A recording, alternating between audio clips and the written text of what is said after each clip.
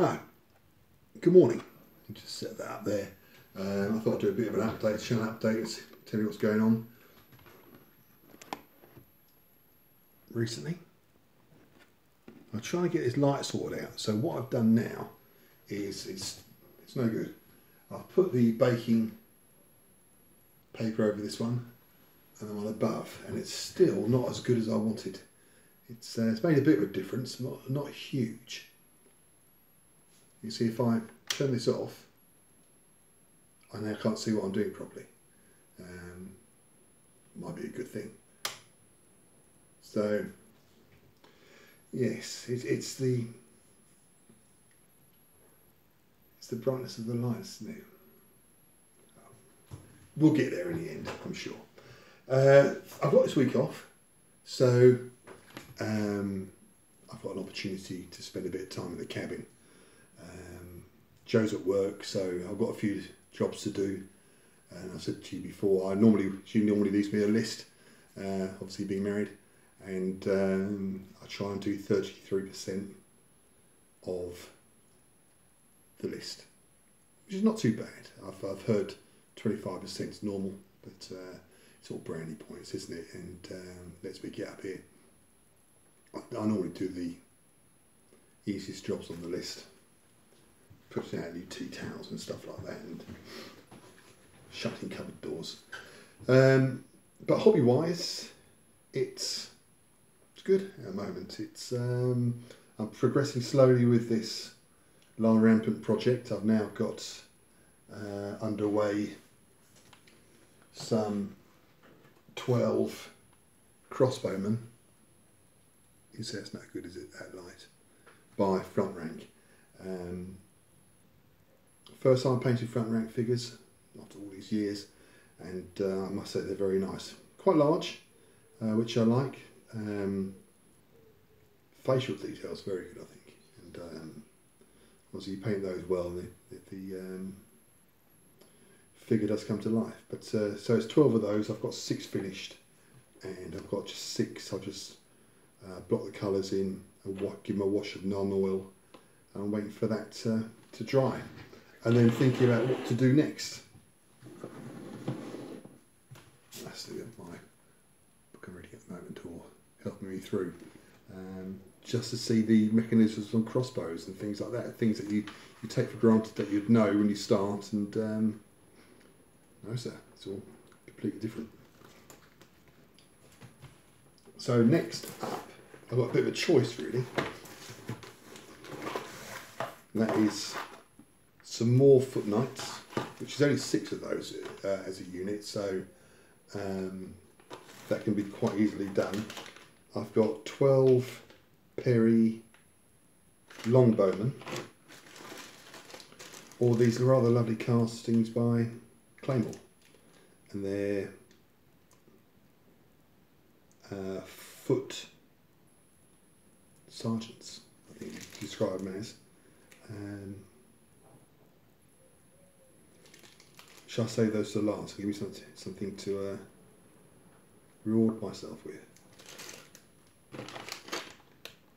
I might do the archers next. I think they're slightly easier, quicker to paint, because the Claymores have got, Claymore castings have separate weapons. So rather than drill out the holes today, I'll get straight into these longbowmen. That's what I'll do. I think I might paint those up 12 as a unit, a block of 12.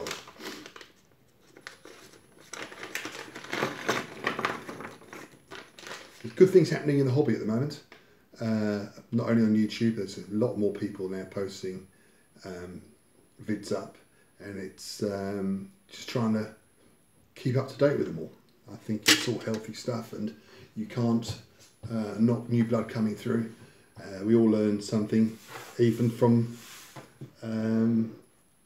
what we call to novices, people new to the hobby. They'll bring something, they'll show something. You think, yeah, of course, it all drops into place. So I said before, anybody with under 100 subs, if you let me know, I'm more than happy to give you a shout and put links in my vids, just to help you along the way.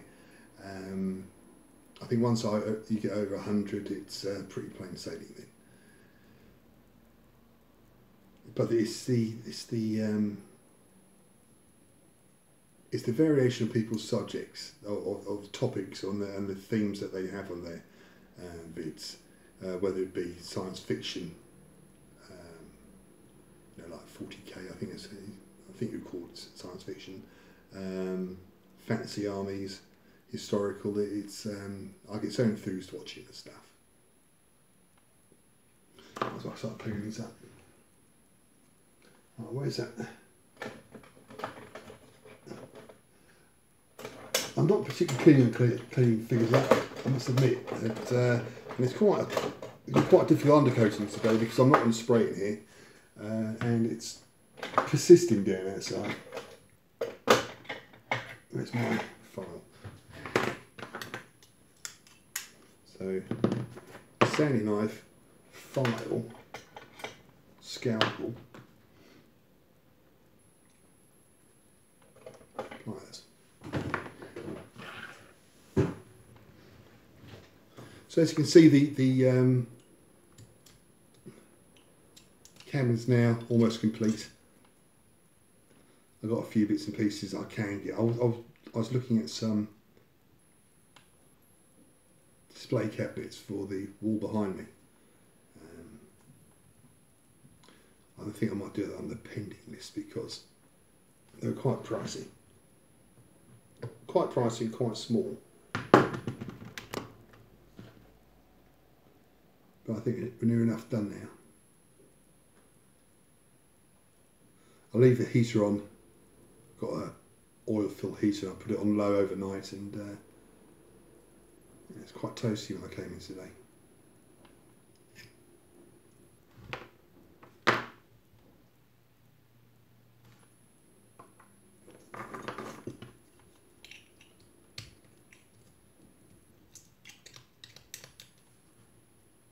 I've been watching people's videos and their opinions on the latest Warlord Games release, this epic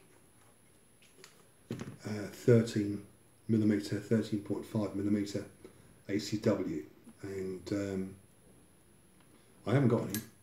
I've failed to get a copy of War Games Illustrated.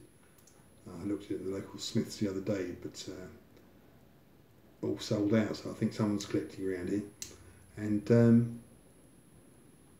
I like it. I think it's a great idea. Unfortunately, I've got ACW in 28mm,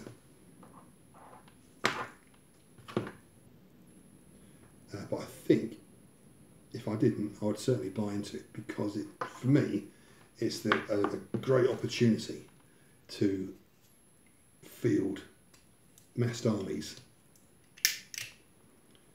If you've only got a 6x4 table, you can refight big battles, and to me that's what it's all about, wargaming. Large battles. And I think, hopefully, it'll be a success. It'll be easy to paint, the way they're all ranked out together.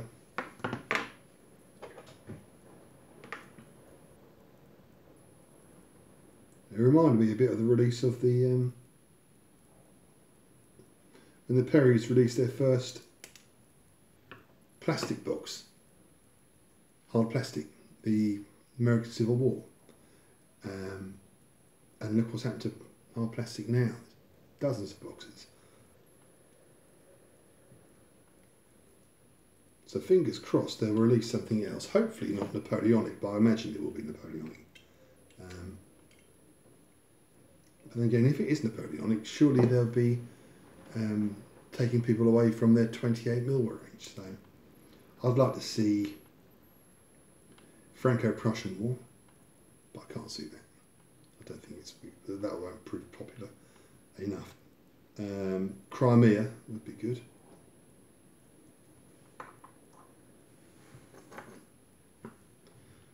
But remain, wait and see.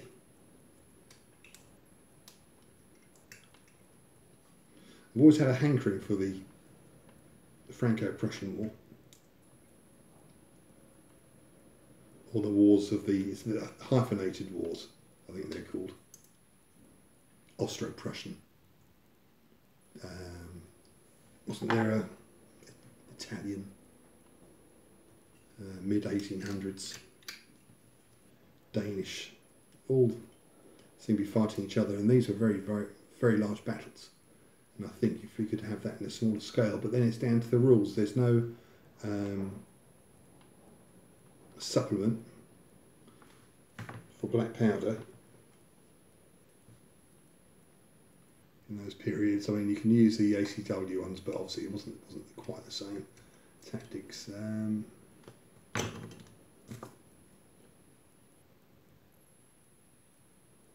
I was looking last night at Pendragon 10mm.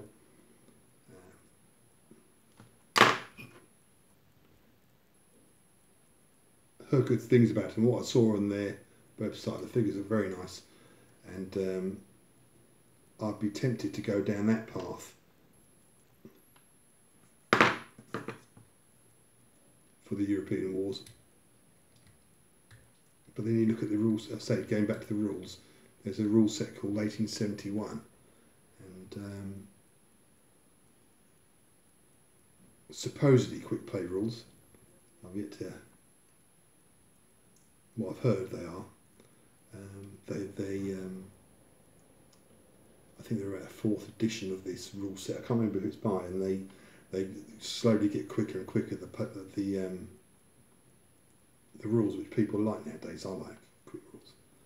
I don't want to get bogged down in minor details, but the rule set 1871 rule set are £40, and that's a lot of money, especially if they turn out to be something you're not particularly happy with.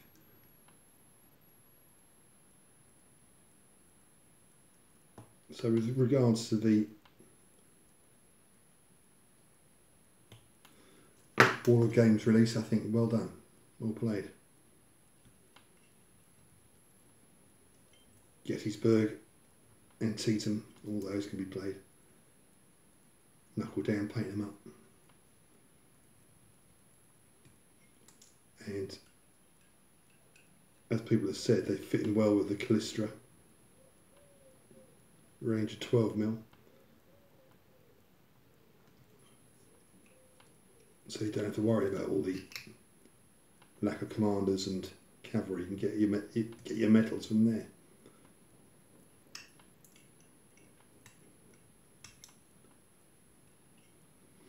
I seem to get a lot of these worms on Perry's. Yeah, the part of the casting process. More so than most other manufacturers. Why that is, I don't know. Nice figures though. Let's get that there.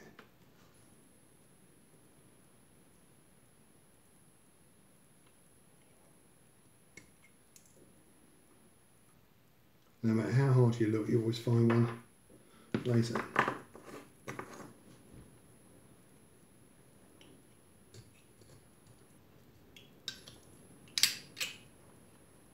Gaming doesn't look like we're going to get down to much gaming in the next couple of months. Very disappointed. I think I've played 3 games since last March. Looking forward to that.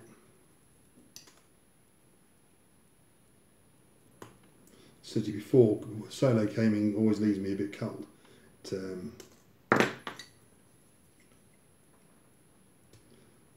Lay all the table out,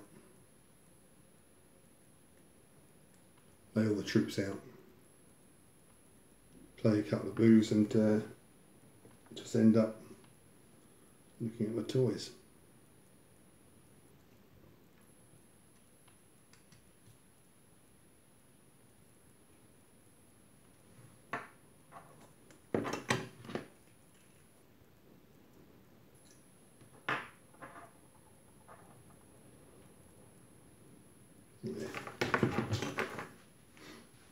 So this retinue I'm building up at the moment, it's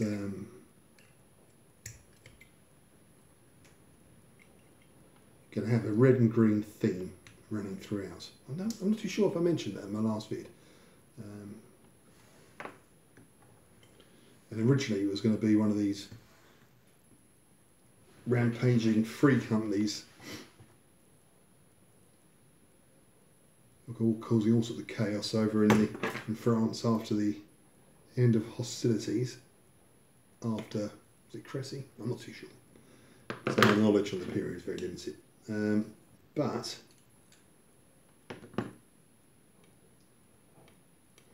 I've now taken an interest in the Anglo-Scottish Wars.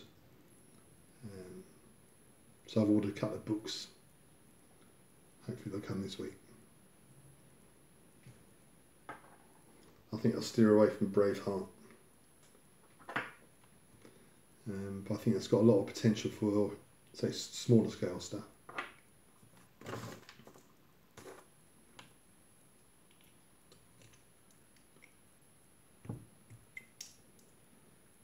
Okay.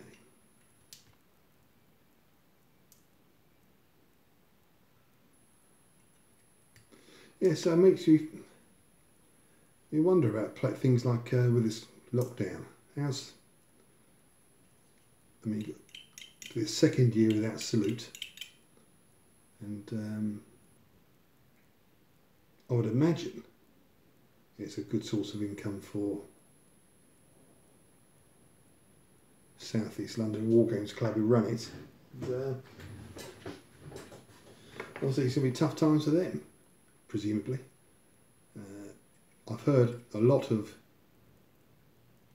manufacturers have done very well this year, figure producers and the like.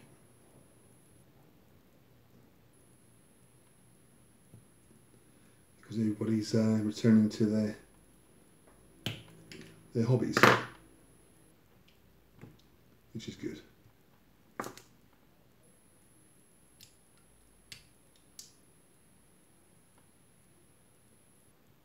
Right, that's that.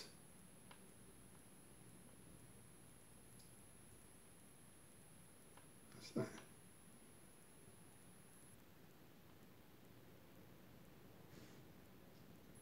Why do Perry's put that fluffy stuff in their boxes?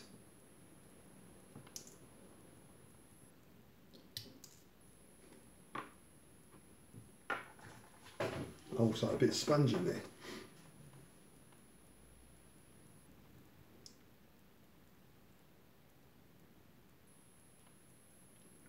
Right, I've been waffling.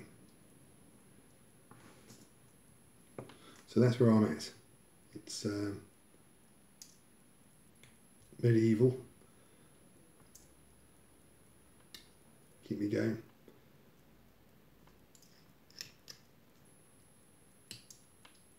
I'm constantly window shopping though, and watching the telly with Wi-Fi, sit there, just chatting. I normally got the tablet out, just looking at all sorts of things. Finger hovering over the button.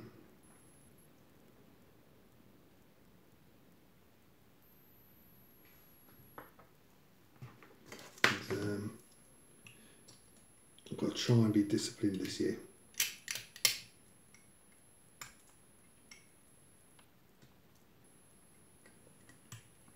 Hopefully by the end of the year, once these vaccines are out, and we'll be able to get ourselves to the shows again. Seems a long time ago.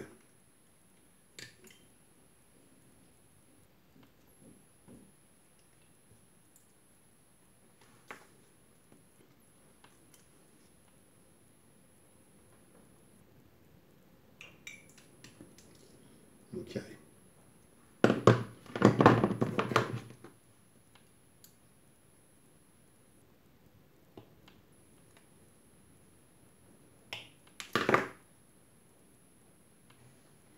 Size difference in these.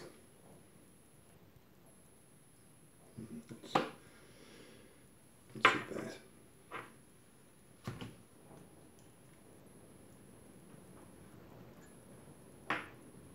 If I have a spray out there, it's chucking it down.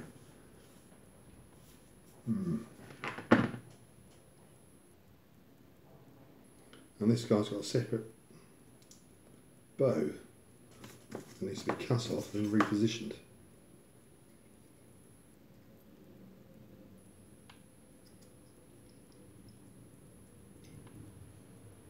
Get those off first. Right, that's his hand.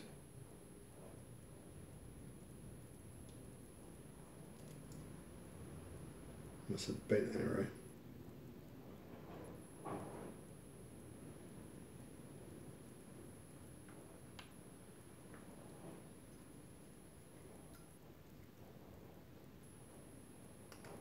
Miscast. So does that work out like that? It's a bit wishy-washy, isn't it? I put the baking paper on there. Causes me all sorts of trouble. Baking paper is greaseproof, so if it kept falling down all the time. Got one there as well. I'll cover that up.